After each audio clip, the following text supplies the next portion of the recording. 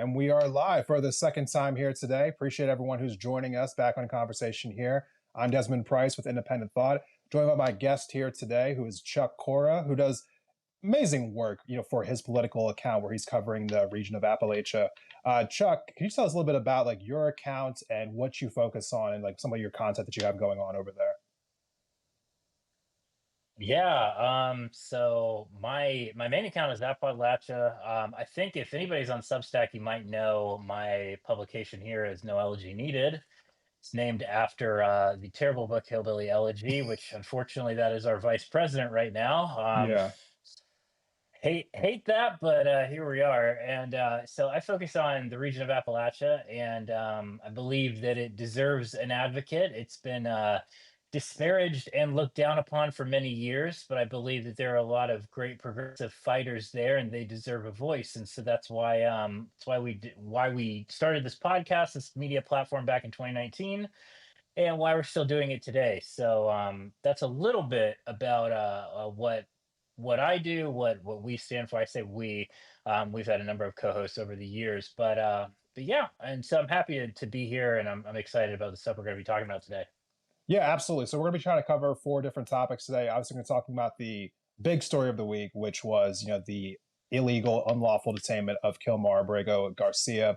Also, talking about some legislation that's been put forth by the Trump administration, which will be negatively impacting the people of Appalachia, especially the mining population in particular. Some of the legislation coming down there, as well as some topics about what the Trump administration is doing to the IRS free to file, direct to file system, as well as some other things that they are gutting right now. We know that we kind of hear how they're cutting all over the place. I wanted to highlight some specific things they're cutting.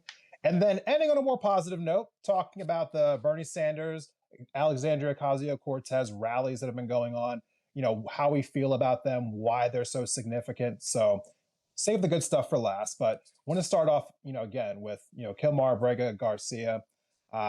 This story has been just so on my mind all week. I mean, when I saw the news really come across the wire on Monday, I was on here on Substack talking about it. I was on Instagram talking about it. I was talking about it to people, in my everyday life. It has been, I mean, we are seeing a slip to authoritarianism, to fascism pretty quickly, Chuck. But at the same time, I think it took a stark dip this week. And I couldn't take my eyes off of what we were seeing. And so I just kind of had to keep coming back to it. But before I kind of get into all my different feelings about it, I know that you've been covering this story and following the story a lot yourself. So what were your thoughts kind of following the different, I guess, pieces of this story this week? Yeah, this is something that really hit me very hard because so I really care a lot about immigration law in general. And I actually talked with my friend from law school about this today, who's an immigration attorney, and I ran a lot of this by her because I wanted to make sure I understood the case very clearly. And so I've read through the circuit court opinion and the Supreme Court opinion about this, so to try to understand it, and make sure that I understand it very clearly. And so it's something that really is, it is a harbinger of things to come. And what I feel about this case is you should care about this. And sorry, my dog is taking a drink right now. So if you hear that, my I can't even hear apologies. it. Yeah. Okay, good. So you should care about the fact that this man's freedoms were infringed upon and violated. And even if you don't, you should care about this because an infringement upon his freedoms today will be an infringement upon yours tomorrow. So this man was born in El Salvador. He was Yeah. present in the United States. Um, and there's a little bit of nuance to this because he was not technically lawfully present in the United States, but he could not be deported to El Salvador legally. He had a protection order, or excuse me, he had a legal term, which a withholding of removal order, saying he could not legally be deported to El Salvador. The Trump administration, DHS, violated that order, and they admitted to it in court. So they broke the law and admitted it. Yeah. But they were saying, our hands are tied, there's nothing we can do. And the courts, they said that, you have to do something about this. You have to facilitate his release. Right. And they're saying, no, there's nothing we can do. And so they're willfully pushing back against the Supreme Court of the United States, the Roberts Court, mind you, that is a 6-3 Republican appointed court, who in a 9-0 decision made up their minds and said, you have to do something about this.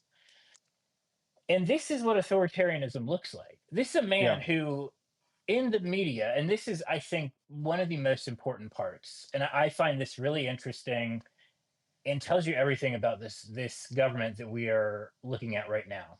What DHS, what the Department of Homeland Security, Kristi Noem, and the Department of Justice, Pam Bondi, the Attorney General, say Yeah. to you in the public, and what they argue in court, are two entirely different things, because they know that they cannot perjure themselves in court, or else the attorneys that are arguing for them will face legal liability.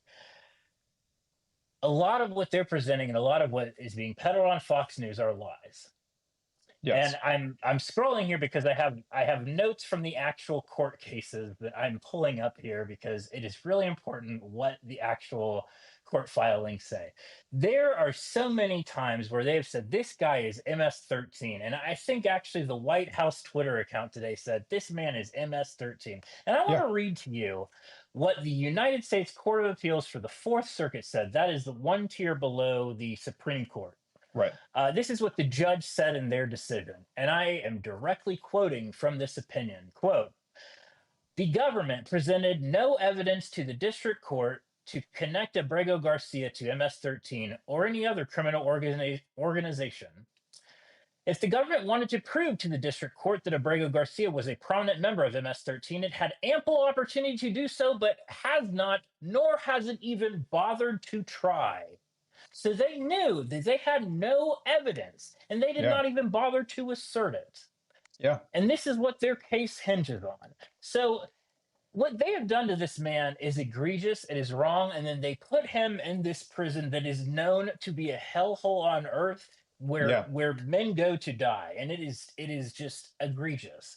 And the fact that people have shown up and made so much noise about this case is the only reason that anything has been done about this. And credit to Chris Van Hollen. I know I'm going to stop ranting here for a second. Credit to Senator Chris Van Hollen from Maryland, who has done something as a Democrat, which is what we've desperately needed. Yes. He took it upon himself because Kilmar Abrego Garcia was living in Maryland at the time. He was a union building tradesman, went down to El Salvador, made it a public case to force President Bukele's hand on this. Went down a couple of days ago. Was initially not able to see him, and basically was getting ready to get back on a plane to go back to the United States, and then was able to go see him. And I believe today was giving a press conference at Dulles Airport, and mentioned that he had been able to see him, and I think he is being transferred out of that prison to a different prison. I believe that's correct. And was able to like deliver some messages of hope to his wife and some of his other family members, which is great. Right. So things are at least looking a little bit more positive there. But I mean, this is just evidence of, like, you know, his case is one example of God knows how many of this administration just egregiously violating people's civil rights. And they're doing so because they look at this person as less than human, because they entered this country unlawfully. And they can get away with it, right? I mean, that is also the unfortunate, you know, like point of this story, is that they're getting away with it. A few different points to make here. I mean, one, I want to highlight specifically what you were talking about before with Senator, you know, Van Hollen from Maryland. He didn't just go down there and put pressure on them by being there, but also while he was there, he took the time to have like a little bit of a press conference. I think this wasn't really reported on like as widely, where he pointed out the fact that El Salvador was a nation who had actually signed and agreed to a treaty that said that anyone who is within detention in their country has to be able to be in contact with lawyers or kind of some kind of legal representation.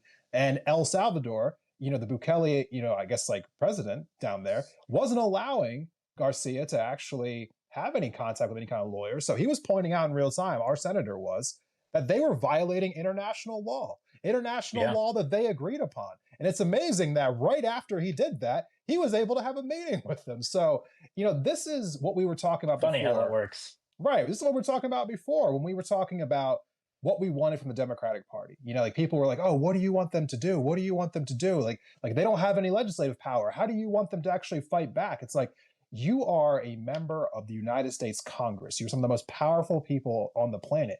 I understand you don't have a majority in the House or the Senate, but there are so many different ways that you can flex the power of your office in order to benefit people and to fight on the behalf of people who are being taken advantage of right now.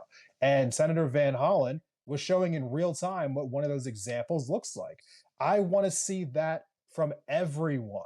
Like, Exactly. this doesn't have to be an isolated case. We can find different ways to apply pressure, highlight stories, and do exactly what he did all over the place. Because as you're saying, this is a national story. We're all focusing on this, but Kilmar Abrego Garcia isn't the only person who's having his civil rights trampled all over by the Trump regime right now. So I think that it's very important that these stories continue to get highlighted. And yeah, that torture dungeon that they are being thrown into down in El Salvador. I took the time to cover it on my Substack this week on Tuesday. I kind of laid out like this giant list of observations and documentation that have been done by Human Rights Watch, and it is.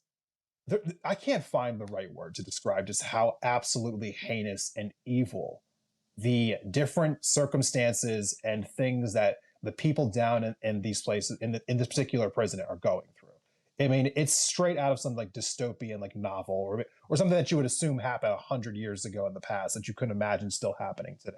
So Yeah. yeah, I am absolutely disgusted by what the Trump administration is doing, and they are doing it because they can get away with it. It's as you were pointing out earlier, that they are arguing one thing in court and then they are saying something else to all of us in person. They know that they can lie to the people and they're going to get away with it. And I do believe that the more of us that are paying attention, the more of us that are making noise about all of this, I feel like it's going to shrink the kind of the room around them and give them less oxygen to breathe and less of a chance to really continue to do these things. I think it makes it even more egregious that Republican members of Congress and the members of the cabinet are going down there and doing photo ops. I mean, Chrissy Noem's been down there, and I saw a congressman from West Virginia, Riley Moore, who's trying to gun for his, I believe his aunt, I think is Sally Moore Capito. I can't remember if it's his aunt or I believe Yeah. it's his aunt. Her Senate seat at some point, doing a photo up there where he was giving the thumbs up. Who had to backpedal a little bit in the press this week about that, but it's just really just gross to even be Yes, doing it that is. there. I do want to point something out as we wrap this up. This was something in the Supreme Court opinion on this, which is a very short opinion on this case. It was only about 4 or 5 pages. Something that Justice Sotomayor said that I think is really chilling, and this was Yeah. not part of the main opinion. She issued like a supplemental disposition, not a concurring opinion, not disagreeing with anything because it was a 9-0 decision, but just something like as an addendum to the opinion. And basically, the court rejected the argument that the government said basically like, oh, because he's in El Salvador we can't do anything because it's not like we don't have any authority over that government. They rejected that argument. And what Justice Sotomayor said, which I think is really, really important, is that that would be such a slippery slope. Because what they're saying is it implies that the government can deport anybody and incarcerate any person, including US citizens, without legal consequence as long as it does so before a court can intervene. Yeah. Think about that. That means that, like, it does not matter that he was born in El Salvador. It does not matter that he was entered the country unlawfully. It just matters that they did all of that before a court could intervene. So Yeah. you could be born in Kansas and they could do the same thing, and if they got their way, wouldn't matter. And Right. that's an alarming precedent, and people should be thinking about that. Yeah, I mean, they've set it up so that no one is essentially safe. I mean, the reason that we have these civil rights is because they're supposed to apply to everyone within the nation, whether you were born here or not. It's a sense of why everyone Exactly. has the right to due process. So, no, the precedent being set here is incredibly dangerous, which is why I have, myself, I just keep coming back to the subject again and again and again this week because it feels like one of these tipping point stories. Like You cannot turn away Absolutely. from this. We cannot normalize this. We should not ever think that a story like this should just be kind of like skirted over like another just deranged Trump story. Like, no, we have to focus specifically on all the different implications that could come from this story if it continues to play out the way that it has. So, You're 100% right. but unfortunately, that is not the only thing happening as far as Trump violating people's rights and I going wish it after. was. Yeah, really wish it was.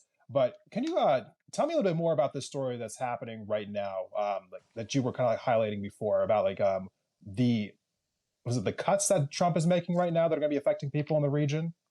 Yeah. So it's a little bit twofold here. So this is really like Appalachia related. It's a little bit nuanced, but so there's twofold. There is cuts happening to in a really important department within the within HHS, Health and Human Okay, Services, called NIOSH. That's the National Institute for Occupational Safety and Health. And then there is also a rollback of a very important silica dust exposure rule, and I'll get to both of them. These two things together are really important. Actually, let me pause this. Can we go to yours first because my wife is locked out of our house, so I'm gonna have to go and let her in. oh um yeah, I'm so sorry. Can I pause that real quick? yeah, absolutely, I will be right back. yeah, absolutely. I mean, I think, for those who are still here, I'm seeing a lot of people kind of coming into the chat right now. I think we are going to be doing these lives, I think, for the foreseeable future. I'm hoping to have more people back on that we've had on before, like Natalie Bencivenga. Hoping to have Chuck back on here in the future as well. Going to hopefully be getting some new people coming through in the future. So if you have been enjoying these lives, please let me know and down in the comments, because this is something that we kind of started doing just in the last few weeks. I'm not, super familiar with how people have actually even been receiving them. If people have been enjoying them, if they've been wanting to see more of them. So I'd love to hear any feedback that you possibly have. Hoping to get some people on to specifically talk about what happened to Kilmar Abrego Garcia. Trying to reach out to local people here in Montana, where I'm at, and see if I can reach out to members of the ACLU and see if they can come on and talk Sorry. about it. So if you'd be interested in something like that, let me know that as well. But yeah, Chuck, go ahead and can just come right back in where you're at before. Sorry about that. So what happened is like I don't know if you were watching when Donald Trump did a whole press conference where he paraded coal miners out, was praising them for how great they were, how Put he the loves hard the hat coal on. miners. Yeah, Yeah, yeah. So the day after that, his administration decided that they were gonna um, roll back a rule that is objectively going to save their lives. So a okay. couple of weeks ago, sorry, I'm out of breath. So a couple of weeks ago, they, whew, um, a couple of weeks ago, they decided to roll back a rule called the silica dust exposure rule. A little Yeah, bit of nuance around it, but what happens to coal miners is that they inhale something called silica dust, and that yeah. causes black lung. Okay. It is something that has increased over time. More recently, over the past like 10 years, it's increased a significant amount, Yeah, and it's led to a huge increase in black lung. And recently, in the Biden administration, the last head of MSHA, the Mine Safety and Health Administration, they passed a rule cutting the amount of silica dust exposure that miners are legally allowed to have in yeah, half. And so this pissed off a lot of mine operators who all yeah, they care about is money. And so this is going to be more expensive for them. But it was a safety rule for coal miners. So it was a huge win. So the Trump administration, obviously, not a big fan of it. So they decided that they weren't going to enforce it. So that's one thing. The other thing is that RFK decided to make a major cut to HHS and that agency I mentioned, NIOSH, which was in charge of actually researching to come up with a silica dust exposure rule. So okay. between those two things, it's been a huge blow to coal miners and to Appalachia in general. Yeah, So the point with bringing it up is that coal miners are a really important part of Appalachia. They're an important part of Appalachian history. People like to dog on them because they tend to vote for Trump, and that's true. But I hate it because he turns his back on them, and it just really, really bothers me. And Yeah. these are things that fly under the radar constantly in Appalachia. These are very nuanced issues, and I'm bringing it up here and I'm explaining it. It's very nuanced, but it bothers the hell out of me because these are the things Hmm. that administrations like this do and undercuts people's lives. The silica dust exposure issue, that will objectively cause minors to lose their lives.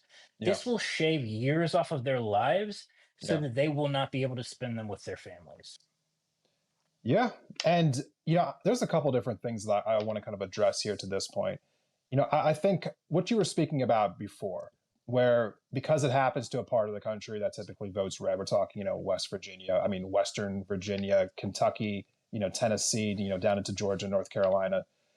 I think what's lost in a lot of these conversations, there's two things here. One is that there are people who vote blue and people who vote red in all 50 states. So it does feel weird to I've seen people say, like nasty things to people in North Carolina, for instance, who have been dealing with that hurricane devastation. They're like, hey, you voted for this. This is what you guys like.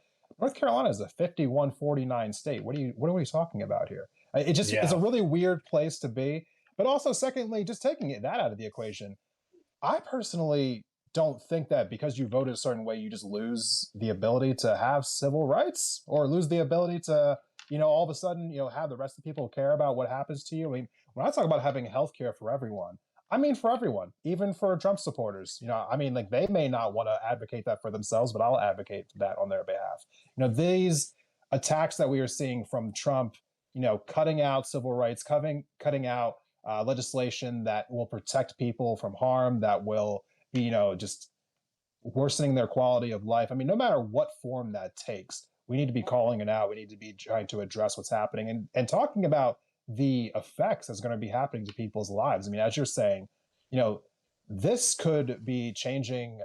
I mean, just how long these people actually have to live, you know? And I was seeing this was a couple of years ago.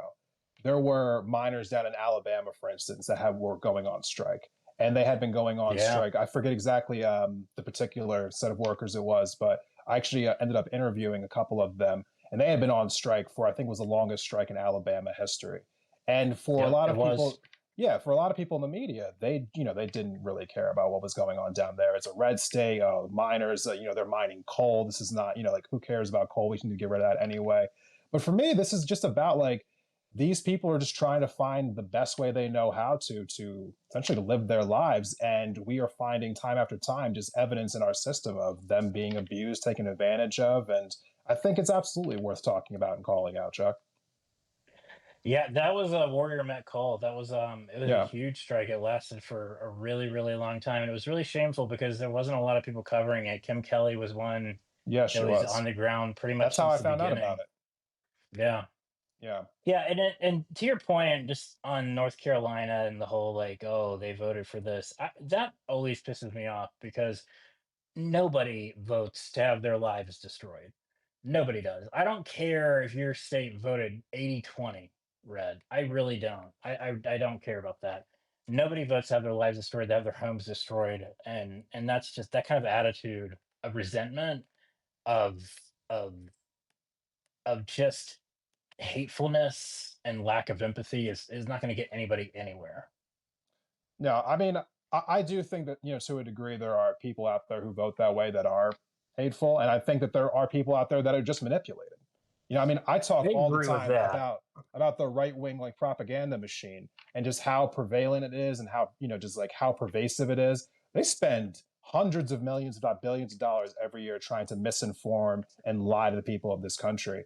And people get caught up in it. I think that one of the jobs that I take very seriously is trying to kind of just talk about just how powerful it actually is, because I want people to take it more seriously. If we're ever going to break the chokehold that the conservative media has over the country, essentially to a degree, you have to acknowledge how much power it is in the first place, how much power it has in the Yeah. first place.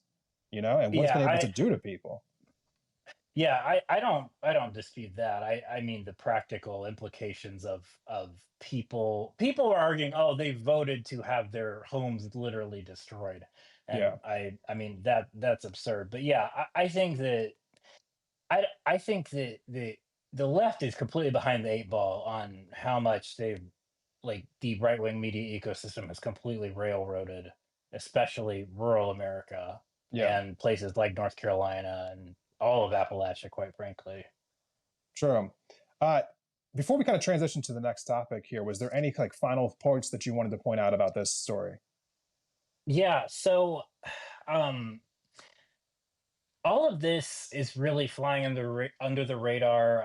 The UMWA, the United Mine Workers of America, the Coal Miners Yeah, Union, is trying to fight some of this in court. They're trying to fight the delay of the silica dust exposure rule in court. I'm not sure really what the status of that is yet. It's still really early, but right. and they're fighting up against basically the trade industry that represents the coal industry and the mining industry. So it's kind of TBD with where that's going to go. But it's a sad state of affairs, and the mining industry in general is on the decline. That's been acknowledged by pretty much everybody except for the mining industry. Yeah, And that's a reality, and it's a reality that we have to transition to clean renewable energy. We all accept that, but yeah, I think to put a button on this, that's my position on this. But I think that as we look to that and look to the future, we can't leave coal miners behind because they are the people that are they're breaking their backs working in this industry, and we can't leave them in the dust and leave them behind as we look to the future. And yeah. they often are the ones that get left behind. Uh, Donald Trump doesn't support coal miners. He supports the coal companies and the coal executives. And that's always been the reality.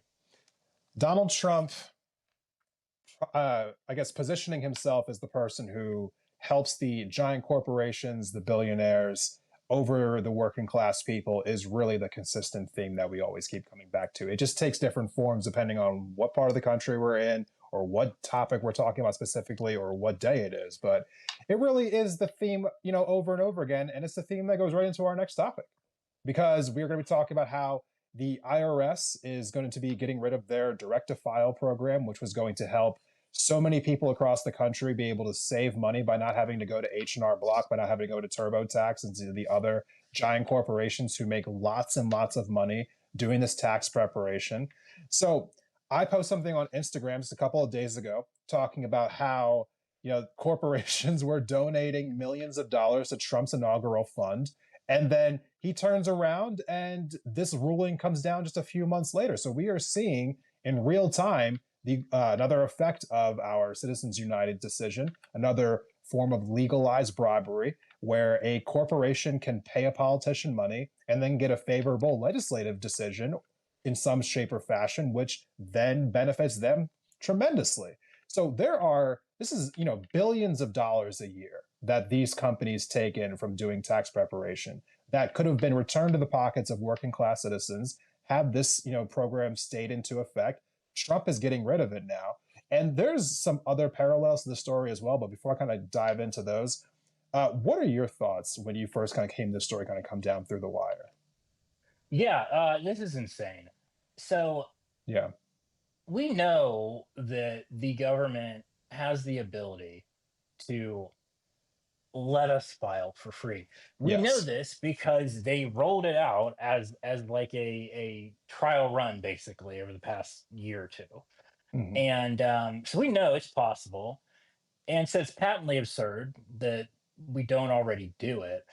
And we know that the reason why we don't is because companies like TurboTax and H&R Block are lobbying to prevent it from happening. So it's Right. literally just corrupt corporate lobbying. And I can say, like, it cost me, I want to say $220 just to file my taxes this year. And I live Yeah, in a about the same. state where, yeah, and I live in a state where there's no state income tax, and my taxes are not complicated. I don't own a house. I don't have complicated business taxes at all. Yeah. Mine are as simple as pretty much you can possibly get, and it still costs me that much. So it's ridiculous, and it's like for people that, and I'm like, my wife and I, we make good enough money to where like that's thankfully not a hardship for us. But for people where it is, like it's it's bullshit. So Yeah, it's just absolutely. like this is a not even a 90-10 issue. This is a 100-0 issue. Right. I mean, at the end of the day, we have been hearing the statistics, and you really don't need to hear the statistics to know this to be a fact. People are living paycheck to paycheck. When people are talking about the fact that, egg prices are going up and gas prices are going up and food prices are going up. I mean, the reason why this is shocking so many people is because people are really crunching, their income. Like they have to make sure that they have enough money to survive from one check to the next because of the essentially rampant price gouging that we are all facing from basically every corporation that owns all the resources in our country. Like people can't really save for retirement. People can't go on vacations all the time. People can't go out and buy a home. And that's because you're constantly dealing with the day-to-day struggle that it means to actually just purchase the necessary goods that you need to survive. And so, yeah, every additional extra tax essentially that you have to face in this form, it's a tax on paying your tax. That's fun. So it's absolutely ridiculous. I mean, truthfully speaking, it shouldn't need to exist in any form. I mean, call me crazy, but I think we should be able to just have the government essentially just do the taxes for us. I mean, they know, essentially like what we're supposed to owe. They shouldn't Yeah. have to ask us to do it. They can essentially just tell you like, here's your refund, or here, this is how much you owe us. I mean, they know if they're able to audit and go through and tell you whether you're right or wrong. At the end of the day, they know exactly what you're owed or what you should be, I guess, owing them. So the whole thing is a scam as far as I'm concerned. It always has been. And it also just parallels to me some of the other things we were talking about earlier, where we are seeing Donald Trump in other places cutting back regulations on forever chemicals, for instance. I talked about that on my Substack this week, where now these forever chemicals that which were banned in our water supply are now no longer banned in our water supply. We're also now seeing that they are rolling back things at the FDA, so they don't have to do as many inspections on food safety as they did previously. So everywhere you Awesome. kind of look, yeah, right, fun times. Everywhere you kind of look, you are seeing the Trump administration find different ways to make life easier on mega corporations and billionaires at the expense of all of us. And it is just, it's so rampant, it's so brazen, and we are the ones taking the brunt of this. And I'm just absolutely disgusted by it's whiplash at this point, Chuck. Every single day, we are seeing a different story about something that has the same basic, tone of how can Trump help billionaires while screwing over the rest of us? Well, that's what it all is. Any type of move like that, where it's cutting a regulation, where it's rolling back something, it can almost always, I won't even say almost, it can always be tied back to who is getting rich from that, who is making more money from that, because that's always what it is. Right. That's always going to be the reason. FDA roll back those inspections, or it's always, somebody's always going to be making money, Yeah. because that's always who's to gain from it. When corporations lobby to prevent a regulation, it's because they stand to lose money when a regulation gets put into place, because it costs them money to have to deal with a regulation. Yes. So, when we want to prevent a listeria outbreak, that's good for the population, but that's bad for, I don't know, Duncan Hines or whoever. Yeah. Uh, Personally, for me, I don't want to get listeria, but for Kraft, it's like they'll take the risk. Right. This is really unfortunate because as the taxpayers, we're subsidizing H&R Block and TurboTax right now, and Yeah. we don't need to be. And it's patently absurd, this situation. And right now, I think like more people are coming to terms with it. But I mean, what are we to do? Like, are we going to take to the streets to protest this? Probably not. But because like there's like everything is coming down all at once right now, and it's like we have to be strategic about what we decide to get pissed off about. um Yeah. which I think is like probably parlays into your next discussion point. I mean, I'll let you introduce it, but I think people taking to the streets to just to protest in general is what we are seeing across the country, and I think we're going to continue to see. I think we're going to see some more of it tomorrow, as we are seeing that kind of like the 50, I guess was it 50 501 movement, however they're kind of labeled. They've been organizing these protests. They did the hands-off protest 2 weeks ago, and now we're seeing people come out in the thousands and thousands to the Fight the Oligarchy tour, to which we have been seeing so many people show up all over the country, to where Bernie Sanders and Alexandria Ocasio-Cortez are holding these rallies, talking about the billionaire class, talking about Donald Trump specifically, talking about Elon Musk specifically. And what's amazing about all of this is not just the fact that, like, Bernie Sanders and AOC are pulling crowds that are larger than Bernie ever had in his 2020 run or his 2016 run, but the fact of like where it's been happening at.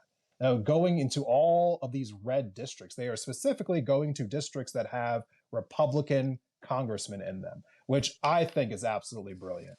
And I hope that they continue to do that. But yeah, going out to California, getting 36,000 people, then going over to a specific stronghold of, like, I think it was in Folsom, California, getting 30,000 people to show up there in an area that has like 83,000 for a population, going to Salt Lake City, getting 20,000 people, going over to Nampa, Idaho. Most people who don't live in the Northwest have never even heard of Nampa, Idaho before, getting 12,000 people there, and then coming into my city, into Missoula, Montana, and where we had right about 10,000 people come out here. For those who don't know, Missoula is not a big community, but to have 10,000 people come here to see Bernie Sanders and AOC is a massive deal. I mean, the energy around what they are doing is just so intense right now, and I've been loving seeing every second of it. But they haven't really gone over into the East Coast yet. Chuck, what have your been thoughts of what AOC and Bernie have been doing so far? Well, first of all, I hope that they do. Putting the ask out there, hoping that they come to good old Appalachia. I think that they should. I think Bernie they has should. been into the depths of Appalachia before. He actually has done town halls in Mingo County or McDowell County, West Virginia before, actually. So it's a familiar area for him. Yeah. But I love it. I think it's really important. And because it's a place where they should go, because and Democrats should be going there to prove that they're not afraid to go there. And I Yeah. think it's really important for a number of reasons, most of which because it proves something that I've thought for a while now, which is that this whole dynamic of, oh, we need more people in the center versus the left and the right, that whole like spectrum is, I think, Way gone. irrelevant. Yeah. It's gone. Like, and people will like, well, the polling shows otherwise. People don't know what, oh, like left, right, and center even mean anymore. They'll just answer a poll. Like, Yeah. if you were to ask them what that means, they'll all give you a different answer. What they're rallying behind is class-based issues. Yeah. And that has been true ever since Bernie Sanders stepped on a stage in 2015, and it has not Right. changed in 10 years, and it hasn't changed in 20 years. And people are rallying behind that because their lives have not improved in those times. And I think that there's so many people that have felt so disaffected by politics and have felt so much like their daily lives have just not been touched by any type of presidential administration in a meaningful way, Yeah. that they're seeing them at least speak to those issues, and they're feeling like they're saying things that they agree with, and they want to see something tangible come out of it. But right now it's something that at least gives them hope, because right now, like, the times are really dark, and they don't feel like the Trump administration is speaking to them. Yeah. But they also probably didn't feel like the Kamala Harris campaign or the Biden administration was speaking to them either, and that's fair. Because I mean, I didn't feel that way. I mean, I voted for Kamala Harris just because I felt like it was my civic duty living in Florida. But Yeah. I mean, I didn't feel great about it at all. Right. So I feel like, the other thing I feel like is this, and I have my criticism of AOC, but I do think that she is certainly like a rising star in the Democratic Party. I think that Bernie Sanders, number one, is too old to run for president again by Yeah. No, he's not. 2028, because He's he's not like going to. he's like 83. 87 or something. 83. Yeah. He'll be like 87 by the time he was sworn in or something like Right. that. I don't know. I Right. can't do math. But I think that he is trying to position her to be sort of the heir apparent to his Yes. movement. And And I think that's a smart move on his part. Whether or not people move with him to her is to be determined. But I mean, she can draw a crowd of her own, and she's really savvy from a media standpoint and just from a Yeah, communication standpoint that, you know, she's a force to be reckoned with. And she comes from a working class background too. So, you know, I think that there's real potential there. And I think that they speak to something that a lot of other politicians can't and aren't. And right. for everybody else that's like a potential Democrat, I hate talking about a 2028 field right now because it's annoying, but there's no other Democrat that can really even speak to those issues right now and aren't, because that's the issue right now is class. It is not identity politics, is not like all this other bullshit. It is class. It is class. It is class every day of the week. And that is it. It is the haves versus the have nots. I think that it does feel weird talking about 2028 this far away. But I think that to a degree, you kind of have to have like a goal to focus on, right? Because we all know Yeah, like what we're trying to build up towards. And sir. I do agree that AOC, I was talking about this with my conversation with Natalie earlier. I think that AOC is definitely going to be the heir apparent. I think Bernie's making that very obvious right now.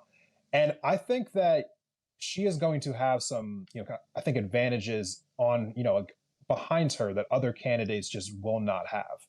And the party really is moving more to the left. And I know that there are a lot of people that don't like like AOC for one reason or another, but as far as I'm concerned, AOC would be a better version of a Democratic candidate than any Democratic candidate that I have seen in a very long time. You know, and 100% agree. and if the goal is to kind of get over here and we're over here, any direction that moves that way is good as far as I'm concerned. And the more that we can move that direction is the right direction as far as I'm concerned. And AOC would be the furthest towards that goal than any other person that we could possibly put up, with the exception of maybe one person who won't run, which is Jon Stewart. I mean, if he ever decided to jump in, I would be full on his team. I think that he would absolutely crush. I think he would win in a landslide. That's a different story. I think AOC could, without a doubt, win a Democratic primary, and I think she could, without a doubt, beat any Republican nominee that would come up because Trump is not going to run again. I mean, Wait, you don't think he might Gavin he might Newsom's try. earth? You don't think Gavin Newsom's earth-shattering conversations with Steve Bannon aren't gonna change the world and bring the Democrats together? Gavin Newsom's podcast failing has been a tremendously positive thing as far as I'm concerned. His, his going back and forth with the likes of Charlie Kirk and Steve Bannon, just not challenging them like we saw him do when he faced Ron DeSantis, but essentially trying to be all buddy buddy with them and find points of agreement. It's like I don't want you finding points of agreement with fascists, Gavin Newsom. I want you to debate them and prove why their ideology is terrible. Like, if you want to have conversations with conservatives like that, then you need to be challenging them, not trying to find out all the different ways in which you can, kumbaya. The time for kumbaya is like 15 years ago, okay? The Republicans are trying to gut every social services in America right now. Like, what kind of bipartisanship could you be looking for? I truthfully, What if we only gutted half? I I I have to say I'll keep my rant here to a minimum, Chuck. But like the No, you're notion of good. bipartisanship right now feels laughable to me. Like, what is the compromise with the Trump administration? I mean, like seriously, like seeing everything that they've been doing right now. What part of you can look at what they're doing and is like, yeah, I'm okay with you only doing half of it. No, I'm not okay with you doing any of it. I don't want any compromises right now. Honestly, the compromise exists within the party at this point. Yeah, Like that, I'm with you 100% because, like, well, and the Republican Party is going to have its own reckoning if and when they decide not to run Donald Trump for a third term, which I God can't only believe we were even knows. having that conversation. But yeah, no. I mean, which he's going to be like 80, who the heck knows, however old, and that point comes, and then JD Yeah, Vance is, I mean, who I don't knows? even know. I don't even want to think about what that disaster is going to look like, but Right. who knows what that party will look like in 2028. I don't even want to think about it, but Right, but no, you were um, you were saying that the compromise has to be within our own party, so to speak. I mean, well, I think like if there was a compromise to exist, I mean that like compromise would have to happen even before we would compromise with the other party. And like right now, I think that there are some people that are so stuck in the old ways of like, oh, we have to move to the center and we have to stick with the donor class. Like I think I don't know if you saw like if you heard about the reporting of like Kamala Harris going and meeting with like billionaire donors and meeting with Right. the like Ezra Klein abundance people, and it's like okay, well clearly she learned nothing from campaign. Those are not the people you need to be talking to because those are not the people that are like real people, like real people that need you need to earn their vote, you need to earn their support and trust. Those are people that are just like democratic insiders, Yeah. and those are the people that already are voting for you and that are just rank and file within the party, and those are not the people that I think should be making up the Democratic Party. No, I could not agree more. I mean, right now, the Democratic Party is a party that is, it's not, like to the same level as the Republicans, but they're also captured by corporate money. I Their mean, elitist corporate, yeah. yeah, it's something that is evident all over the place. And I think that the true future has to come with, from the people in the party who are willing to actually advocate on behalf of, the working class people, trying to make sure that we do have access to Medicaid, to healthcare in general, make sure that people are getting the housing that they need, they're getting the wages that they deserve, so on and so forth. We need to be really transitioning away from the more corporate, I guess, aligned Democrats that unfortunately there are a lot of them in both the House and the Senate. So yeah, the Democratic Party needs to have its own reckoning, and I think it is having one in real time. I think Yeah. Bernie Sanders and AOC are kind of essentially positioning themselves as like the face of the Democratic Party. And I think other members in the Democratic Party are feeling a little nervous about it, seeing just how popular they are in places like Salt Lake City, Utah, and Missoula, Montana, and also in Los Angeles and Phoenix, Arizona, Denver, Colorado. Like, yeah, they are essentially establishing themselves right now as the faces, and I think it's a great thing. I hope that And I the love it. party continues to move more towards the left, and time will tell. Time will tell kind of how that will all shake out. But I thought it was a positive place to kind of end this conversation because we kind of talked about some heavier things here in the beginning of this conversation. But before we wrap up, was there any final point that you wanted to make? First of all, I love it. I love that they're trying to force a change in the party that is so desperately needed. Yeah, And I think that I think that Bernie Sanders got disrespected and ignored in the party for too long. And and I think that he's having a reckoning that he deserved because I think that the party elites ignored him and didn't give him the respect that he deserved. And I think now like people are starting to realize like, wow, we really should have paid attention to what he was saying because he was correct. He was right a lot actually. And so yeah. and I think that hopefully they'll reckon with that a lot more. And so yeah, I hope that people will pay attention and pay attention to the little things that are happening the Trump administration are doing because those little things are big things. That's all I will say. And also apologies I had to dip out and unlock the door and kind of was disheveled after that. But I wrote about a lot about the silica dust exposure rule. That was my most recent post. So if you want to learn a Yeah. little more about that, go check that out. Yeah.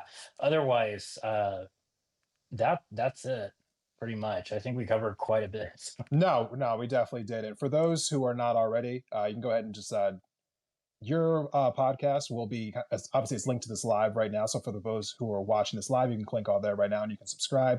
If you're watching this playback later, I will have links to his podcast in the description. So please go ahead and click on that.